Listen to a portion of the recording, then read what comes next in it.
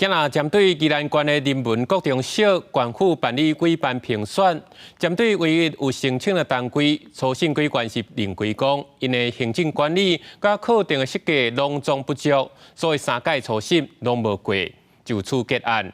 未来敢是要定公告评选，也是归期改转来公办，县府嘛表示会搁详细来评估。宜兰头城人文国中小是国内第一批公办民营实验教育学校，原经营单位甲县府的合约7月要到期。县政府最近重新办理委办评选作业，按个唯一申请的经营单位，经过3摆初审也是无通过。照中央法令的规定，那就会继续来由县府来接续办理，这是一种方向啊。第二个方向就是继续来办理一个委外作业。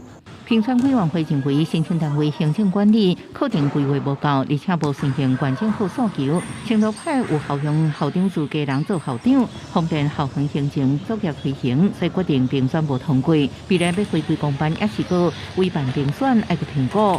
因为这样的事情，然后导致于说这个实验学校办不下去，或者是就是这个实验学校的形式没有了。那我们对于这个县府在推动实验教育积极度，我们就是打问号。这摆会议申请经营的海事实验教育协会是由学校的教职员甲家长组成。一般会期人文国中小即摆教学模式，针对初审结果，家长积极，县府推动实验教育的积极度。未来回归公办，会让家长失去教育选择权，180个学生失去受教权。希望能够回归到专业，由县政府来公办公营来做接管。那我想这样可以保护我们学童的教学的一个品质。人文国中小开始公办民营了后，都因为行政问题争议真多。